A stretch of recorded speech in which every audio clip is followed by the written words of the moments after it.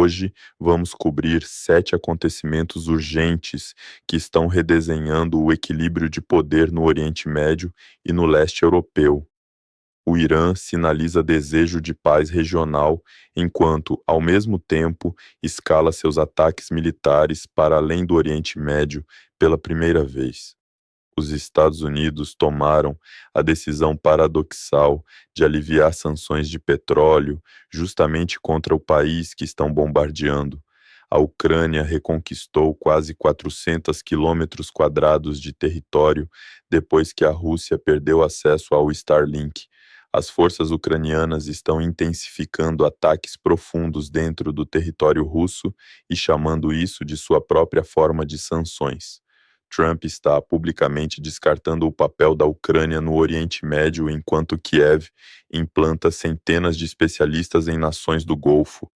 E o Irã agora opera um bloqueio seletivo do Estreito de Hormuz, oferecendo passagem segura ao Japão enquanto mantém a hidrovia fechada para seus inimigos. A data é 21 de março de 2026 e o mundo está se movendo rápido. Aqui está tudo o que você precisa entender.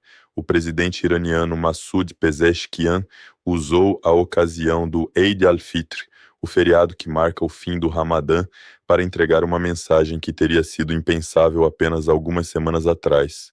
Falando na plataforma americana X, ele se dirigiu diretamente aos países islâmicos e às nações vizinhas, chamando-os de irmãos e afirmando que o Irã não está em conflito com eles.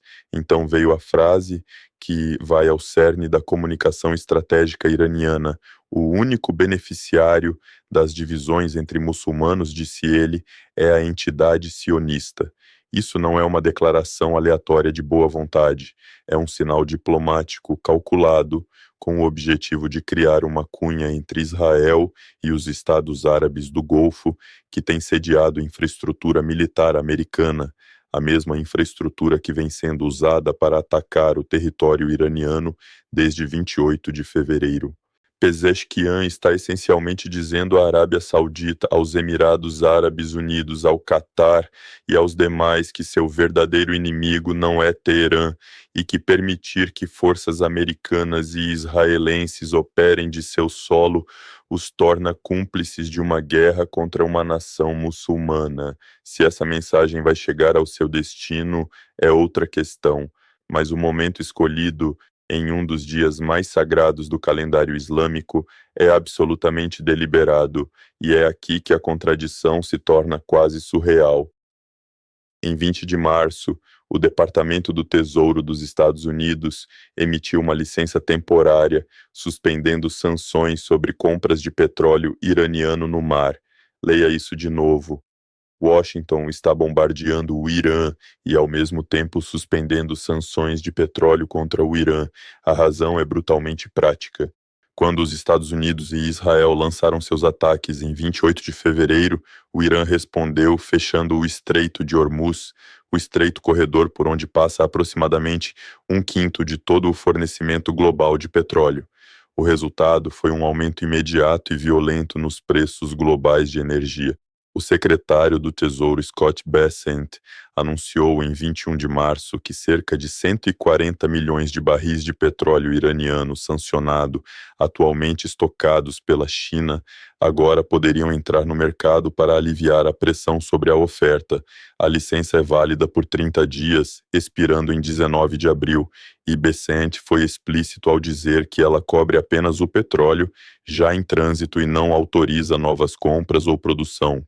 O governo Trump também vem trabalhando para colocar outros 440 milhões de barris no mercado global para contrabalançar a perturbação causada pelo fechamento de Hormuz.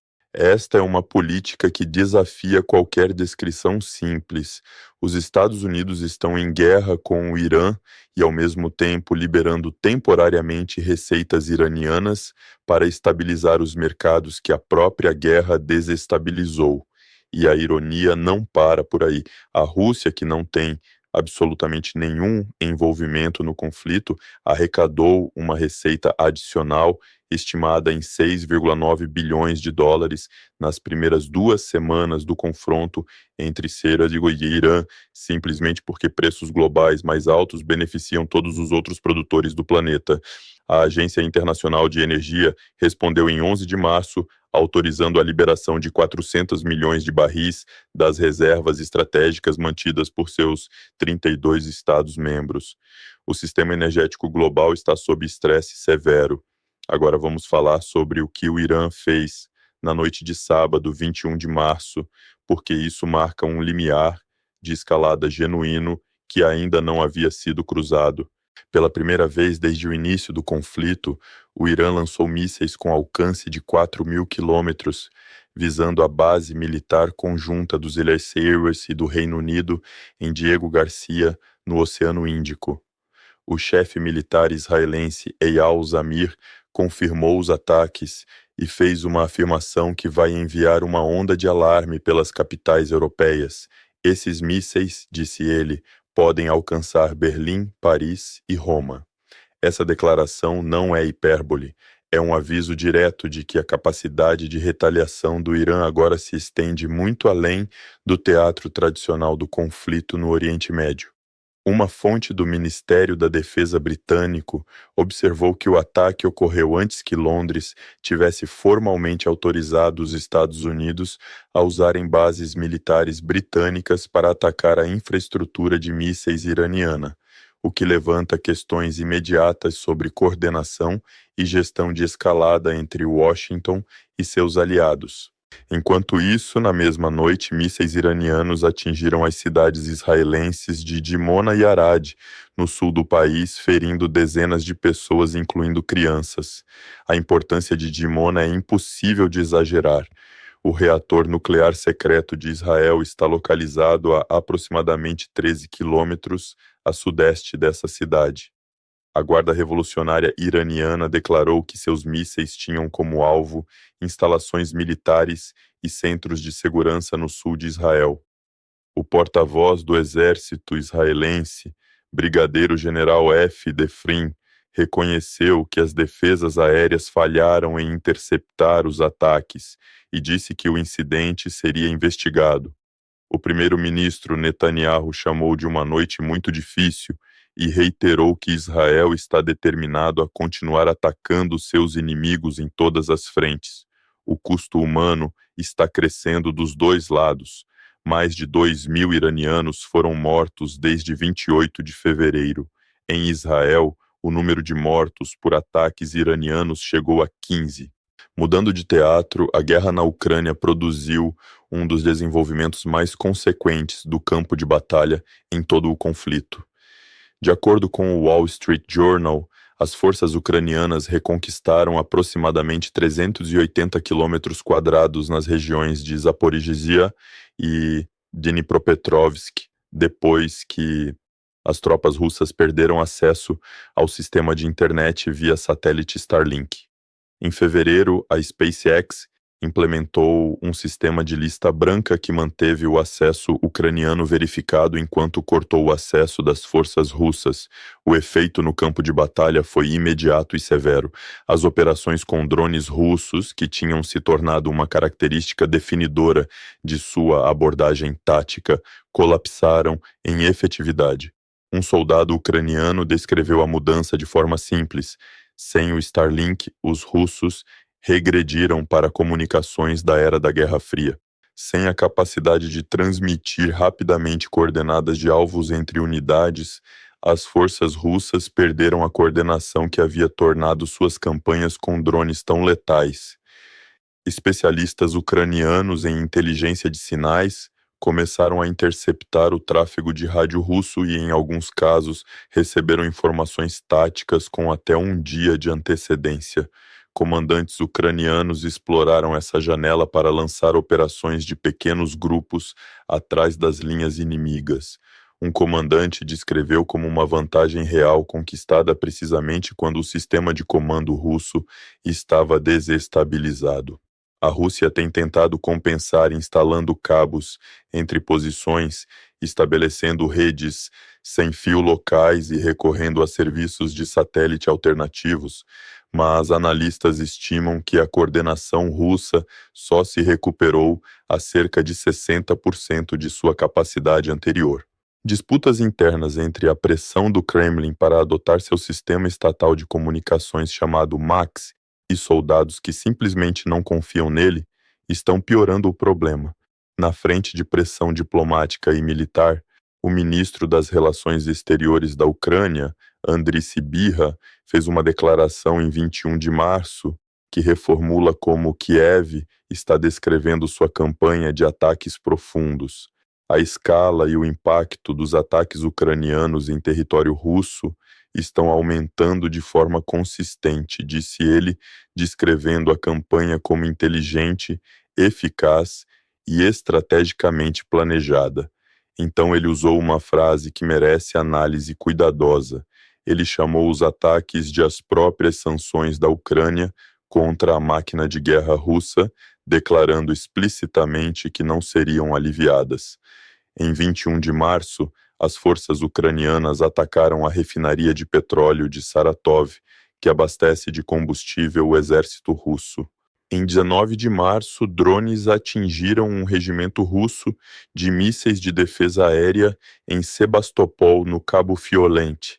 Sibirra alertou que a liderança russa já sabe que não existem mais lugares seguros no país e que quanto pior for a recusa da Rússia em encerrar a guerra, piores serão as consequências. Esta é uma mensagem deliberada, desenhada para espelhar a linguagem da pressão econômica com a linguagem dos ataques cinéticos.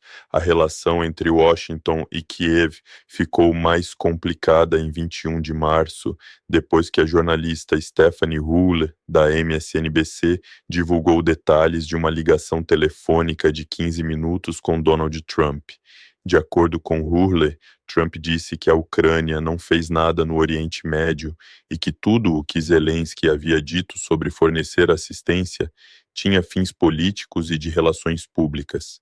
Trump também repetiu uma afirmação que já havia feito publicamente de que os Estados Unidos não precisam de ajuda ucraniana para abater drones iranianos na região e descreveu Zelensky como mais difícil de lidar do que Putin. Zelensky respondeu sem abordar diretamente a caracterização de Trump. Disse que retórica é retórica e que o mais importante é que eles sabem o que estão fazendo.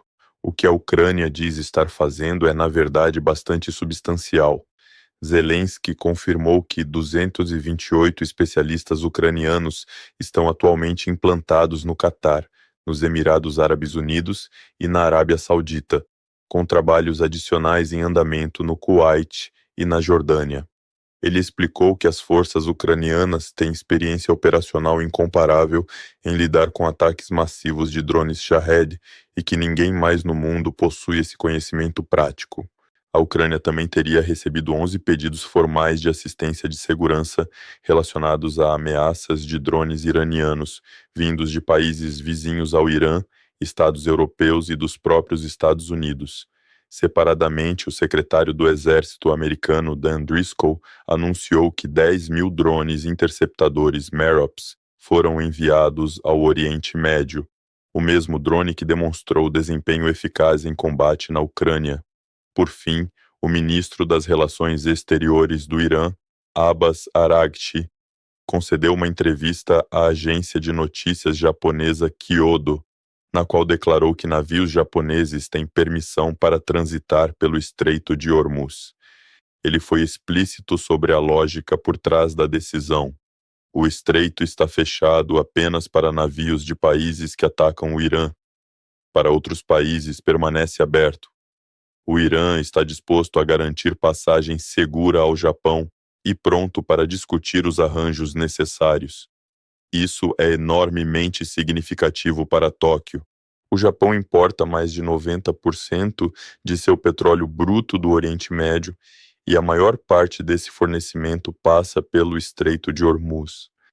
O fato de o Irã agora gerenciar a passagem de forma individualizada por país significa que o bloqueio não é um fechamento total, mas um instrumento político, recompensando a neutralidade e punindo o alinhamento com Washington e Tel Aviv, países que não participaram nem facilitaram a campanha do Zelula e Israel podem negociar acesso.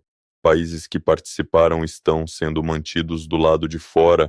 Isso é guerra econômica e diplomática conduzida por meio do controle marítimo e coloca uma pressão enorme sobre os aliados americanos na Ásia e na Europa, que dependem dessa hidrovia, mas não querem nenhuma parte nesse conflito. O que você está vendo se desenrolar nesses 7 acontecimentos é um mundo em que as regras tradicionais de escalada e dissuasão estão sendo reescritas em tempo real. O Irã simultaneamente prega fraternidade e lança mísseis em direção ao Oceano Índico. Os Estados Unidos bombardeiam um país e suspendem suas sanções de petróleo. A Ucrânia transforma o acesso à internet via satélite em uma arma de campo de batalha, e um estreito trecho de água entre duas costas rochosas está se tornando a válvula de pressão através da qual toda a economia global está sendo gerenciada. Se você quer entender para onde isso está indo, acompanhe este canal, se inscreva e ative as notificações, porque os próximos 30 dias, antes que a licença de petróleo americana expire em 19 de abril, podem ser os mais decisivos do ano. Deixe sua opinião nos comentários. Você acha que a estratégia de bloqueio seletivo do Irã vai conseguir separar os aliados americanos de Washington? A resposta a essa pergunta pode determinar tudo o que vem a seguir.